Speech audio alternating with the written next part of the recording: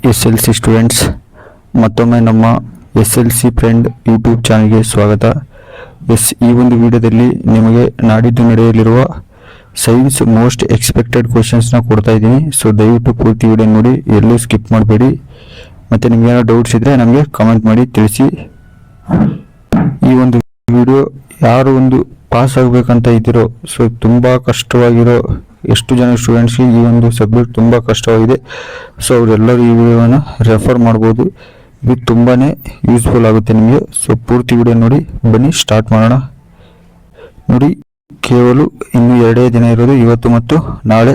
So ಈ 2 ದಿನದಲ್ಲಿ ನೀವು ಯಾವ ರೀತಿ ಇದನ್ನು ಸ್ಟಡಿ ಮಾಡ್ಬೋದು ಅಂತ ನಿಮಗೆ ಸಂಪೂರ್ಣ ಮಾಹಿತಿಯನ್ನು ನಿಮಗೆ ತಿಳಿಸ್ಕೊಡ್ತೀನಿ. ಸೊ ಅದಕ್ಕೂ ಮುಂಚೆ ನೀವು ಇನ್ನೂ ಚಾನಲ್ ಸಬ್ಸ್ಕ್ರೈಬ್ ಆಗಿಲ್ಲ ಅಂದರೆ ದಯವಿಟ್ಟು ಚಾನಲ್ನ ಸಬ್ಸ್ಕ್ರೈಬ್ ಮಾಡ್ಕೊಳ್ಳಿ. ನೋಡಿ, ಒಂದು 12 ಅಂಕಗಳಿಗೆ ಒಂದು ಚಿತ್ರಗಳಿಂದ ಮಾರ್ಕ್ಸ್ ನಿಗದಿಯಾಗಿರುತ್ತೆ. ಚಿತ್ರಗಳಿಗೆ 12 ಅಂಕಗಳಿರುತ್ತೆ. ಸೊ ಈ ಚಿತ್ರಗಳನ್ನ ದಯವಿಟ್ಟು ಯಾವುದೇ ಕಾರಣಕ್ಕೂ ನೀವು ಮಿಸ್ ಮಾಡ್ಕೋಕೆ ಹೋಗಬಾರ್ದು. ಇದನ್ನ ಡೆಫಿನೆಟ್ಲಿ ನೀವು 12ರಲ್ಲಿ ಒಂದು ಮಿನಿಮಮ್ 10 ತೆಗಿಲೇಬೇಕು ಈ ಚಿತ್ರದಲ್ಲಿ. ಅವಾಗಲೇ ನಿಮಗೆ ಒಂದು ಪಾಸ್ ಆಗೋ ಚಾನ್ಸಸ್ ಜಾಸ್ತಿ ಇರುತ್ತೆ. ಸೊ ಭೌತಶಾಸ್ತ್ರ, ರಸಾಯನಶಾಸ್ತ್ರ ಮತ್ತು ಬಯಾಲಜಿ, ಈ ಜೀವಶಾಸ್ತ್ರ 3ರಿಂದ ಯಾವ್ಯಾವ ಚಿತ್ರಗಳನ್ನ ನೋಡ್ಕೋಬೇಕು ಅನ್ನೋದನ್ನ ಸಂಪೂರ್ಣವಾಗಿ ಇಲ್ಲಿ ನಿಮಗೆ ಹೇಳ್ಕೊಡ್ತಾ ಇದ್ದೀನಿ. ನೋಡಿ, ಮೊದಲನೇದಾಗಿ ಒಂದು ಭೌತಶಾಸ್ತ್ರದ ಚಿತ್ರಗಳು.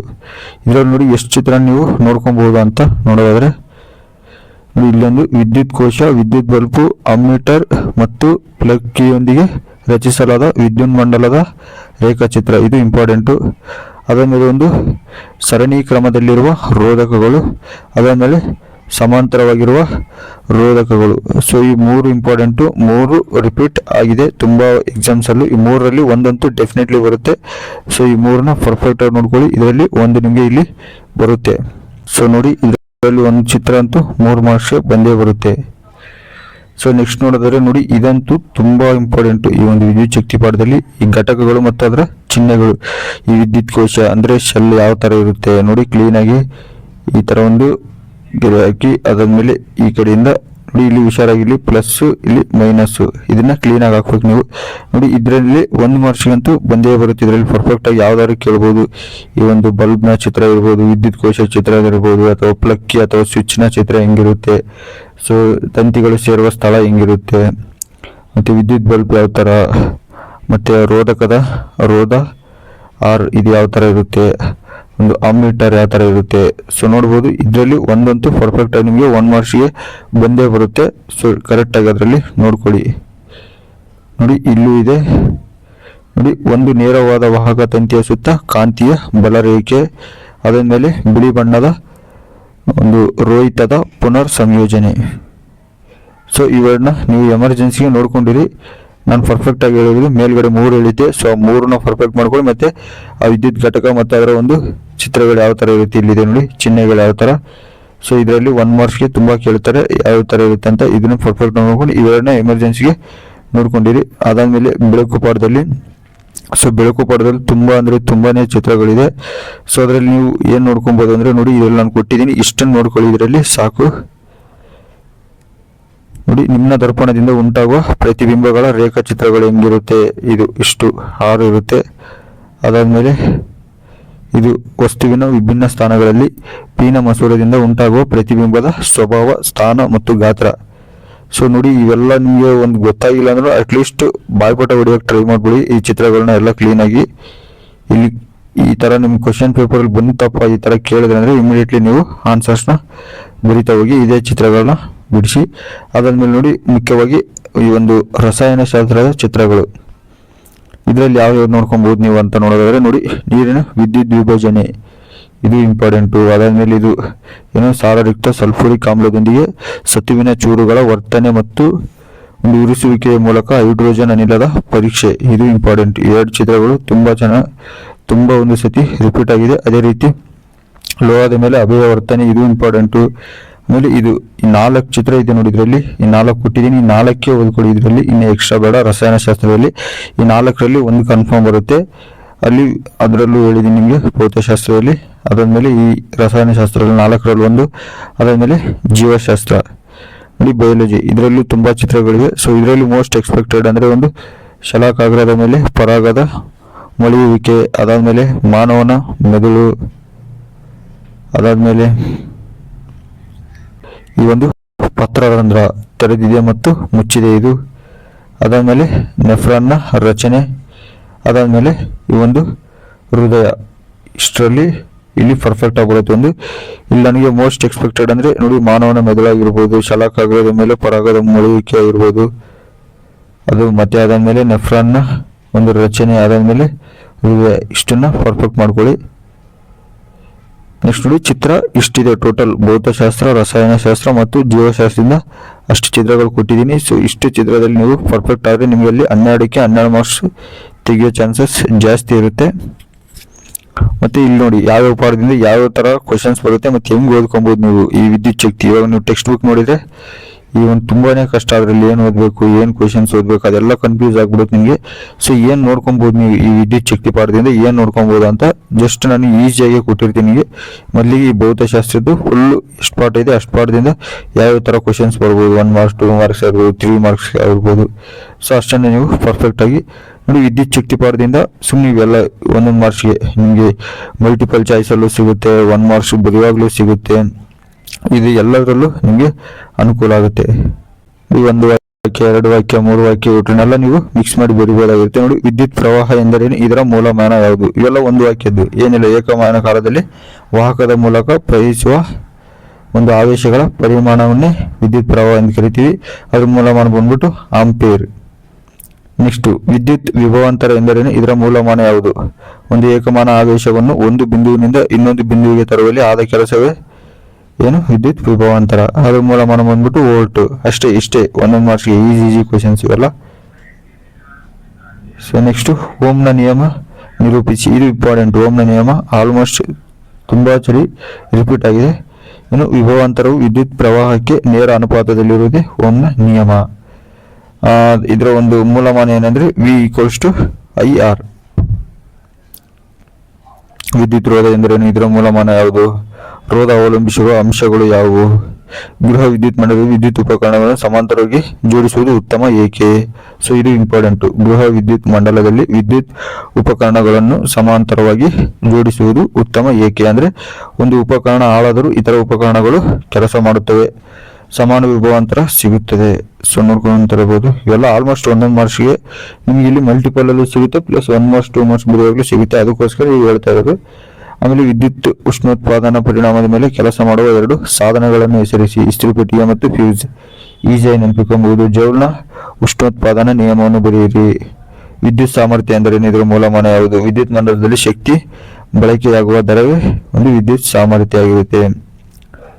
ಮತ್ತೆ ಟಂಗ್ಸ್ಟನ್ ಲೋಹವನ್ನು ವಿದ್ಯುತ್ ಬಲ್ಬುಗಳಲ್ಲಿ ಬಳಸುವವರು ಏಕೆ. ಇದು ಇಂಪಾರ್ಟೆಂಟ್. ಹೆಚ್ಚು ರೋಧಶೀಲತೆ ಇರುತ್ತೆ ಟಂಗ್ಸ್ಟನ್ ತಂತಿಗಳಲ್ಲಿ. ಅದಾದ್ಮೇಲೆ ಹೆಚ್ಚು ಕರಗುವ ಬಿಂದು ಇರುತ್ತೆ. ಅದಾದ್ಮೇಲೆ ನೈಕ್ರೋಮ್ ಮಿಶ್ರ ಲೋಹವನ್ನು ವಿದ್ಯುತ್ ಹೀಟರ್ನಲ್ಲಿ ಬಳಸುವವರು ಏಕೆ. ಹೆಚ್ಚಿನ ರೋಧಶೀಲತೆ ಇರುವುದರಿಂದ ನೈಕ್ರೋಮ್ ಮಿಶ್ರ ಲೋಹವನ್ನು ವಿದ್ಯುತ್ ಹೀಟರ್ಗಳಲ್ಲಿ ಬಳಸ್ತಾರೆ. ಆಮೇಲೆ ವಿದ್ಯುತ್ ಪ್ರಸರಣ. ಸೊ ನೋಡ್ಕೊಂಡು ಹೋಗಿ, ಈಸಿ ಇದೆ. ಸೊ 1 ಮಾರ್ಕ್ಸ್ ತರ ಇವೆಲ್ಲ. ಇಷ್ಟನ್ನ ನೀವು 17 ಕ್ವಶನ್ಸ್ ಇದೆ ಇದರಲ್ಲಿ. 17ನ ಕ್ಲೀನಾಗಿ ನೀವು ನೋಡ್ಕೊಂಡ್ರೆ ಇದರಲ್ಲಿ ನಿಮಗೆ ಮಲ್ಟಿಪಲ್ ಚಾಯ್ಸ್ ಕ್ವಶನ್ಸ್ ಅಲ್ಲೂ ಸಿಗುತ್ತೆ, 1 ಮಾರ್ಕ್ಸ್ ಕ್ವಶನ್ಸ್ ಬರುವಾಗಲೂ ಸಿಗುತ್ತೆ. ಇದೇನಂದ್ರೆ ಮೇನ್ಲಿ ಯಾರು ಈ ಒಂದು ತುಂಬ ಕಷ್ಟಪಡ್ತಾ ಇದ್ದೀರೋ ಈ ಸೈನ್ಸ್ ಸಬ್ಜೆಕ್ಟ್ನಲ್ಲಿ ಪಾಸ್ ಆಗೋಕ್ಕೂ ಅಂತ ಒಂದು ಸ್ಟೂಡೆಂಟ್ಸ್ಗೆ ಇದು ತುಂಬ ಅನುಕೂಲ. ಸೊ ಇನ್ನು ಸ್ಕೋರಿಂಗ್ ಮಾಡ್ಬೇಕನ್ನೋ ಸ್ಟೂಡೆಂಟ್ಸು ಇನ್ನೂ ದೊಡ್ಡ ದೊಡ್ಡ ಕ್ವಶನ್ಸ್ನ ರೆಫರ್ ಮಾಡ್ಬೋದು. ಸೊ ಅವರಿಗೆ ನಾನು ಸಪ್ರೇಟಾಗಿ ವಿಡಿಯೋ ಮಾಡ್ತೀನಿ ಸ್ಕೋರಿಂಗ್ ಪ್ಯಾಕೇಜು. ಇದೇನಂದ್ರೆ ಯಾರು ಒಂದು 40 to 50 ಮಾರ್ಕ್ಸ್ ತೆಗಿಲೇಬೇಕಪ್ಪ, 80ಗೆ 50 ಮೇಲೆ ಮಾರ್ಕ್ಸ್ ತೆಗಿಲೇಬೇಕಂತ ಒಂದು ಕೇಳ್ತಾ ಇದ್ರು. ಸೊ ಆ ಒಂದು ಸ್ಟೂಡೆಂಟ್ಸ್ಗಾಗಿ ಈ ಒಂದು ವಿಡಿಯೋ ಮಾಡ್ತಾ ಇರೋದು ನಾನು. ಸೊ ಕರೆಕ್ಟಾಗಿ ನೋಡ್ಕೊಳ್ಳಿ. ಮತ್ತು ನೋಡಿ, ವಿದ್ಯುತ್ ಶಕ್ತಿ ಆಯಿತು. ಅದರ ನೆಕ್ಸ್ಟ್ ಪಾಠ ಬಂದ್ಬಿಟ್ಟು ವಿದ್ಯುತ್ ಪ್ರವಾಹ ಕಾಂತೀಯ ಪರಿಣಾಮಗಳು. ಅದೇ ರೀತಿಯಾಗಿ ನಮಗೆ ಈ ಒಂದು ವಿಡಿಯೋಸ್ ಮಾಡೋಕ್ಕೂ ತುಂಬ ಕಷ್ಟ ಆಗ್ತಿದೆ. ಯಾಕಂದರೆ ನಾವು ಸ್ವಲ್ಪ ದಿನದಿಂದ ವಿಡಿಯೋಸ್ನು ಬಿಟ್ಟಿರಲಿಲ್ಲ. ಯಾಕಂದರೆ ನಮ್ಮ ಹತ್ರ ಒಂದು ಪ್ರಾಪರ್ ಆಗಿರುವಂಥ ಒಂದು ಫೋನ್ ಇಲ್ಲ, ಪ್ಲಸ್ ಈ ಒಂದು ಯೂಟ್ಯೂಬ್ ಬೇಕಾಗಿರುವಂಥ ಒಂದು ಮೈಕ್ಸ್ ಆಗಿರ್ಬೋದು, ಎಲ್ಲ ಒಂದು ತೊಂದರೆ ಇದೆ. ಸೊ ಅದಕ್ಕಾಗಿ ನಾವು ಅಷ್ಟೊಂದು ಬಿಡ್ತಾ ಇಲ್ಲ. ಅದೇ ರೀತಿ ಈ ಒಂದು ಯೂಟ್ಯೂಬ್ಗೆ ಬೇಕಾಗಿರುವಂಥ ಎಲ್ಲ ಒಂದು ಎಕ್ವಿಪ್ಮೆಂಟ್ಸ್ ತಗೋಬೇಕಂತ ಒಂದು ಪ್ಲಾನ್ ಇದ್ದೀವಿ. ಸೊ ಯಾರಿಗಾದ್ರೂ ಒಂದು ಸಹಾಯ ಮಾಡಬೇಕಂತ ಇದ್ರೆ ₹1, ₹2, ₹5, ₹10 ದಯವಿಟ್ಟು ಸಹಾಯ ಮಾಡಿ. ನಾನು ಸ್ಕ್ಯಾನರ್ ಹಾಕ್ತೀನಿ. ಸೊ ಯಾರಿಗಾದ್ರೂ ಇಷ್ಟ ಇದ್ದರೆ ಸಹಾಯ ಮಾಡಿ ಅಷ್ಟೇ, ಬಲವಂತ ಇಲ್ಲ. ಸೊ ನೋಡಿ, ನೆಕ್ಸ್ಟ್ ವಿದ್ಯುತ್ ಪ್ರವಾಹ ಕಾಂತೀಯ ಪರಿಣಾಮಗಳು ಈ ಪಾಠದಲ್ಲಿ ನೋಡಿ. ಸೊ ಇಲ್ಲೇ ಒಂದು ಈ ಸ್ಕ್ರೀನಲ್ಲೇ ಒಂದು ನಮ್ಮ ಸ್ಕ್ಯಾನರ್ನ ಹಾಕಿರ್ತೀನಿ. ಸೊ ಯಾರಿಗಾದ್ರೂ ಸಹಾಯ ಮಾಡಬೇಕಂತ ಆಸೆ ಇದ್ದರೆ ದಯವಿಟ್ಟು ಮಾಡ್ಬೋದು. ₹1, ₹2, ₹5 ಎಷ್ಟಾದರೂ ಹಾಕಿ, ಏನಿಲ್ಲ. ಸೊ ಬನ್ನಿ, ನೆಕ್ಸ್ಟು ವಿದ್ಯುತ್ ಪ್ರವಾಹ ಕಾಂತೀಯ ಪರಿಣಾಮಗಳು.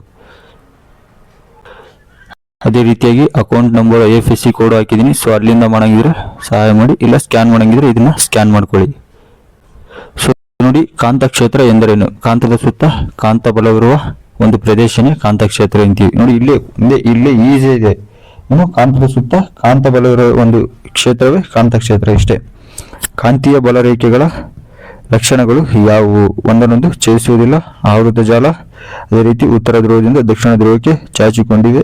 ಕಾಂತದ ಒಳಭಾಗದಲ್ಲಿ ದಕ್ಷಿಣ ಧ್ರುವದಿಂದ ಉತ್ತರ ಕಡೆಗೆ ಇವೆ, ಉತ್ತರ ಧ್ರುವದ ಕಡೆಗೆ ಇವೆ.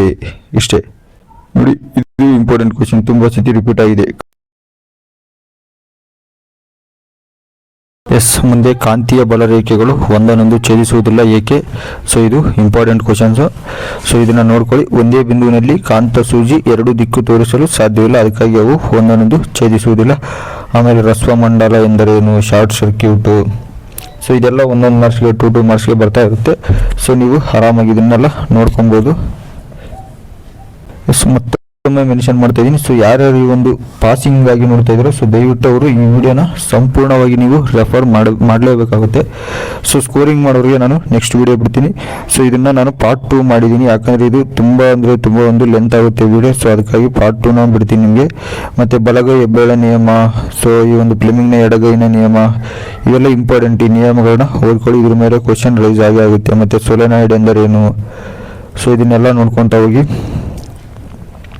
ಮತ್ತು ದಯವಿಟ್ಟು ಚಾನಲ್ನ ಯಾರು ಸಬ್ಸ್ಕ್ರೈಬ್ ಮಾಡಿಲ್ಲ, ದಯವಿಟ್ಟು ಚಾನಲ್ ಸಬ್ಸ್ಕ್ರೈಬ್ ಮಾಡ್ಕೊಳ್ಳಿ. ಯಾಕಂದರೆ ಈ ಒಂದು SLC ವಾರ್ಷಿಕ ಪರೀಕ್ಷೆ 1, 2, 3 ಎಕ್ಸಾಮ್ಗೂ ನಾವು ಬಿಡ್ತಾ ಹೋಗ್ತೀವಿ ವೀಡಿಯೋಸು, ಅದಕ್ಕಾಗಿ. ಸೊ ನಿಮಗೆ ಒಂದು ಅನುಕೂಲ ಆಗುತ್ತೆ. ತುಂಬ ಜನ ನಮ್ಮ ಚಾನಲ್ನ ಒಂದು ಸದುಪಯೋಗ ಪಡಿಸ್ಕೊಂಡಿದ್ದಾರೆ. ಸೊ ನೋಡಿ, ಬೆಳಕು ಪಾಠದಲ್ಲಿ ಏನೇನು ಓದ್ಕೊಬೋದು ನೀವು. ಬೆಳಕಿನ ಪ್ರತಿಫಲನ ಎಂದರೇನು? ಬೆಳಕಿನ ವಕ್ರೀಭವನ ಎಂದರೇನು? ಸೊ ಇವೆಲ್ಲ ಈಸಿ. ಯಾರ್ಯಾರು ಈ ಒಂದು ಪಾಸ್ ಆಗಬೇಕಪ್ಪ ಈ ಒಂದು ಸೈನ್ಸ್ನಲ್ಲಿ, ಯಾಕಂದರೆ ತುಂಬ ಜನ ಸ್ಟೂಡೆಂಟ್ಸು ಕನ್ಫ್ಯೂಸ್ ಆಗ್ತಾರೆ ಸೈನ್ಸ್ನಲ್ಲಿ. ಸೊ ಅದಕ್ಕಾಗಿ ಅದೇ ರೀತಿ ಒಂದು ಮ್ಯಾಥ್ಸು, ಈ ಒಂದು ಸೋಷಲ್ಲು ಆಲ್ರೆಡಿ ನಾವು ಎಲ್ಲ ಒಂದು most expected questions lesson wise ತೆಗೆದಿಕ್ಕಿದ್ದೀವಿ. ಈ ಒಂದು ಸೈನ್ಸ್ ಎಕ್ಸಾಮ್ ಆಗ್ತಿದ್ದಂಗೆ ಆ ಒಂದು ವಿಡಿಯೋನ ಬಿಡ್ತೀವಿ. ಸೊ ಚಾನಲ್ನ ಸಬ್ಸ್ಕ್ರೈಬ್ ಮಾಡಿಕೊಂಡು ಆಲ್ ಅನ್ನೋ ಆಪ್ಷನ್ ಕೂಡ ಸೆಲೆಕ್ಟ್ ಮಾಡ್ಕೊಂಡಿರಿ, ಯಾಕಂದರೆ ನಿಮಗೆಲ್ಲ ನೋಟಿಫಿಕೇಶನ್ ಸಿಗುತ್ತೆ. ನೋಡಿ, ಈ ಒಂದು ವ್ಯತ್ಯಾಸ ಪೀನ ಮತ್ತು ನಿಮ್ನ ದರ್ಪಣಕ್ಕಿರುವ ವ್ಯತ್ಯಾಸಗಳು ಈಸಿ. ಮಧ್ಯದಲ್ಲಿ ಪೀನ ದರ್ಪಣ ಉಬ್ಬಿದೆ, ನಿಮ್ನ ದರ್ಪಣ ಮಧ್ಯದಲ್ಲಿ ತಗ್ಗಿದೆ. ಬೆಳಕನ್ನು ಇಲ್ಲಿ ವಿಕೇಂದ್ರೀಕರಿಸಬಹುದು, ನಿಮ್ನ ದರ್ಪಣದಲ್ಲಿ ಬೆಳಕನ್ನು ಕೇಂದ್ರೀಕರಿಸಬಹುದು. ಸೊ ನೋಡಿ, ನಿಮ್ಗೆ ಏನೇ ಡೌಟ್ಸ್ ಬಂದರೂ ದಯವಿಟ್ಟು ನಮಗೆ ಕಮೆಂಟ್ ಮೂಲಕ ತಿಳಿಸಿ. ಅದೇ ರೀತಿ ನಾನೊಂದು ಈ ವಿಡಿಯೋದಲ್ಲಿ ಸ್ಕ್ಯಾನರ್ನು ಹಾಕಿದ್ದೀನಿ. ಸೊ ಯಾರಿಗಾದರೂ ಸಹಾಯ ಮಾಡಬೇಕು, ಯಾಕಂದರೆ ಯೂಟ್ಯೂಬ್ಗೆ ಸಂಬಂಧಪಟ್ಟಂಥ ಮೈಕ್ಸ್ ಆಗಿರ್ಬೋದು ಮತ್ತು ಒಂದು ಪ್ರಾಪರ್ ಆಗಿರೋ ಒಂದು ಮೊಬೈಲ್ನ ನಾವು ತೊಗೊಬೇಕಂತ ಇದ್ದೀವಿ. ಸೊ ನೀವು ಸಪೋರ್ಟ್ ಮಾಡಿ. ಯಾರಾದರೂ ಇಂಟ್ರೆಸ್ಟ್ ಇದ್ದರೆ ದಯವಿಟ್ಟು ₹1, ₹2 ಎಕ್ಸ್ಟ್ರಾ ಹಾಕಿ, ಯಾವುದೇ ಬೇಜಾರಿಲ್ಲ. ಸೊ ಒಂದು ಹಾಕೋದ್ರಿಂದ ನಮಗೊಂದು ಹೆಲ್ಪ್ ಆಗುತ್ತೆ ಅಷ್ಟೇ. ಅದೇ ರೀತಿ ನೋಡಿ, ಮಾನವನ ಕಣ್ಣು ಮತ್ತು ವರ್ಣಮಯ ಜಗತ್ತು, ಇದರಲ್ಲಿ ಯಾವ್ದು ನೋಡ್ಕೊಬೋದು? ಇಷ್ಟು ಕ್ವಶನ್ಸ್ನ ನೋಡ್ಕೊಳ್ಳಿ ಸಾಕಿದ್ರಲ್ಲಿ. ಈ ಒಂದು ಬಯಾಲಜಿ ಅಂದರೆ ಜೀವಶಾಸ್ತ್ರ ಮತ್ತು ರಸಾಯನಶಾಸ್ತ್ರ, ಈ ಪಾರ್ಟ್ 2 ಬಿಡ್ತೀನಿ ಅದನ್ನು. ಸೊ ಇದನ್ನು ನೋಡ್ಕೊಳ್ಳಿ. ಕಾಮನ ಬಿಲ್ಲು ಹೇಗೆ ಉಂಟಾಗುವುದು? ಸೊ ಇವೆಲ್ಲ ಈಸಿ ಕ್ವಶನ್ಸ್. ನೋಡು, ಗ್ರಹಗಳು ಏಕೆ ಮಿನುಗುವುದಿಲ್ಲ? ಯಾಕಂದರೆ ಭೂಮಿಯ ಸಮೀಪದಲ್ಲಿವೆ. ನೋಡಿ, ಅದೇ ರೀತಿ ವಿಡಿಯೋ ಬಂದು ಲೈಕ್ನ ಮಾಡ್ಕೊಳ್ಳಿ. ನೋಡಿ, ಇಲ್ಲಿ ಗಂಟ ಇವಾಗ ಇದು ಭೌತಶಾಸ್ತ್ರ ಆಯಿತು. ಸೊ ಸಂಪೂರ್ಣವಾಗಿ ಭೌತಶಾಸ್ತ್ರ ಎಲ್ಲ ಡಯಾಗ್ರಾಮ್ಸ್ ಆಗಿರ್ಬೋದು, ಮೋಸ್ಟ್ ಎಕ್ಸ್ಪೆಕ್ಟೆಡ್ ಚಿತ್ರಗಳು ಕೊಟ್ಟಿದ್ದೀನಿ, ಮತ್ತು ಆಮೇಲೆ ಭೌತಶಾಸ್ತ್ರ ಇಷ್ಟನ್ನು ಸಂಪೂರ್ಣವಾಗಿ ಈ ಒಂದು ವಿಡಿಯೋದಲ್ಲಿ ಕೊಟ್ಟಿದ್ದೀನಿ. ಸೊ ಈ ಒಂದು ವಿಡಿಯೋನ ನಿಮ್ಮೆಲ್ಲ ಸ್ನೇಹಿತರಿಗೂ ಶೇರ್ ಮಾಡಿ, ಯಾಕಂದರೆ ಅವ್ರಿಗೂ ಅನುಕೂಲ ಆಗಲಿ. ಯಾರ್ಯಾರು ಪಾಸ್ ಆಗಲೇಬೇಕಂತ ಇದ್ದರೆ ದಯವಿಟ್ಟು ಅವರು ಈ ವಿಡಿಯೋನ ಡೆಫಿನೆಟ್ಲಿ ನೀವು ರೆಫರ್ ಮಾಡಲೇಬೇಕಾಗುತ್ತೆ. ಸೊ ಇದೆ ಎಕ್ಸ್ಪೆಷಲಿ ಇರೋದೇ ಅವ್ರಿಗಾಗಿನೇ ಈ ವಿಡಿಯೋ ಇರೋದು. ಸೊ ನೋಡಿದ್ರಲ್ಲ, ಪೂರ್ತಿ ವಿಡಿಯೋ ನೋಡಿದ್ರೆ ಒಂದು ವಿಡಿಯೋನ ಲೈಕ್ನ ಮಾಡಿಕೊಂಡು ಚಾನಲ್ ಸಬ್ಸ್ಕ್ರೈಬ್ ಮಾಡ್ಕೊಳ್ಳಿ, ಮತ್ತು ನಿಮ್ಮೆಲ್ಲ ಸ್ನೇಹಿತರಿಗೂ ಶೇರ್ ಮಾಡಿ. ಪಾರ್ಟ್ 2 ಇನ್ನೊಂದು ಅವರಲ್ಲೇ ಅದು ಕೂಡ ಅಪ್ಲೋಡ್ ಆಗುತ್ತೆ ಪಾರ್ಟ್ 2. ಸೊ ನಿಮ್ಗೆ ಏನು ಡೌಟ್ಸ್